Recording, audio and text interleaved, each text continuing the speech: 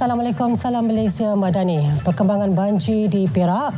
Setakat 10 pagi, 10 pusat pembinaan sementara PPS dibuka melibatkan 5 daerah.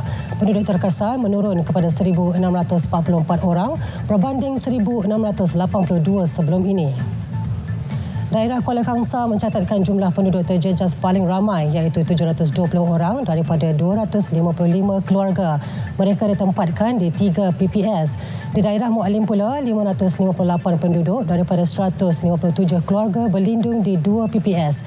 Sementara di daerah Hulu Perak, 224 dipindahkan di 2 PPS di daerah itu. Manakala daerah Kerian, 104 penduduk masih ditempatkan di 2 PPS. Daerah Hilir Perak pula menjadi daerah baharu dilanda banjir melibatkan 38 orang daripada 14 keluarga. Dalam pada itu, banjir di Melaka tidak menjejaskan sesi pembelajaran dan pemudahcaraan PDPC di sekolah. Esko Pendidikan, Pengajian Tinggi dan Hal Ehwal Agama Negeri, Datuk Rahmat Mariman berkata murid yang terlibat banjir masih meneruskan pembelajaran seperti biasa di Pusat Pembinaan Sementara PPS di sekolah. Sementara itu, murid dari sekolah lain boleh menumpang di PPS mengikut darjah atau tingkatan yang setara. Murid juga dibenarkan hadir ke kelas dengan pakaian biasa. Banjir di Melaka sejak semalam menjejaskan 13 kawasan di sekitar Melaka Tengah dan Jasin. Sebanyak 4 PPS dibuka di Jasin, masing-masing di SMK Dang Anum, SK Tedong, SK Serkam Darat dan SMK Dato' Abdul Rahman Yaakob. Seorang peniaga mengalami kerugian RM500,000 selepas terpedaya tawaran pelaburan bagi membina resort di Pulau Perhentian Besut. Mangsa yang berumur 44 tahun itu menyertai pelaburan itu menerusi anjuran sebuah syarikat pada 23 Ogos 2020. Ketua Polis Daerah Kuala Terengganu, Asisten Komisioner Azli Muhammad Noor berkata mangsa telah menandatangani perjanjian bersama pemilik syarikat tersebut di Kuala Terengganu pada bulan sama.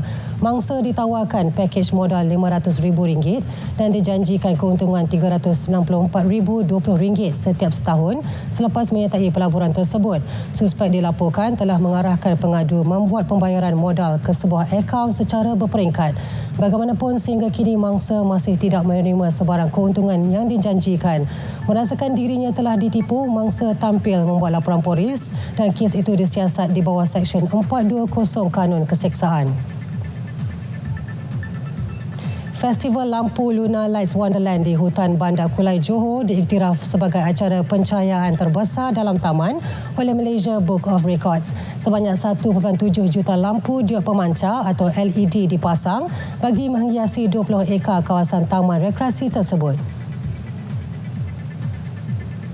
Merupakan julung kali kita adakan di Hutan Bandar Putra dan saya ingat dia selaras dengan aspirasi kerajaan negeri lah di bawah kepimpinan yang amat berhormat Menteri Besar Johor untuk persediaan bagi tahun melawat Johor tahun 2026. Ini salah satu mungkin program yang boleh menjadi tarikan pelancongan lah di kawasan Hutan Bandar ni, terutama di Kulai. Muhammad Fahmi Salam memaklumkan pihaknya menyasarkan 100,000 pengunjung untuk festival berkenaan. Setakat ini, 60,000 pengunjung dalam dan luar negara berjaya direkodkan. Lunar Lights Wonderland edisi ke-9 itu berlangsung sejak 26 September hingga 27 Oktober. MPKU dalam perbincangan untuk melanjutkan tempoh penganjuran khasnya sehingga perayaan Deepavali 31 Oktober nanti. Rusia mengumumkan anggotanya telah menguasai penempatan Mikhailovka di wilayah Donetsk, Ukraine. Kementerian Pertahanan Rusia berkata tenteranya telah menyerang sebuah lapangan terbang tentera Ukraine dan sebuah kemudahan penyimpanan drone dalam tempoh 24 jam yang lalu. Selain itu, pasukan Ukraine cuba menembusi sempadan di arah Kursk namun telah disekat oleh tentera Rusia. Jeneral Angkatan Bersenjata Ukraine melaporkan 80 pertempuran berlaku pada petang Ahad lepas. Ia merupakan pertempuran yang paling sengit berlaku di arah Kurakov di mana tentera Rusia melancarkan 19 serangan sepanjang hari. Sekian berita semasa dari Sungai Kesegara, Palestin Pasir Merdeka. Salam Malaysia Madani.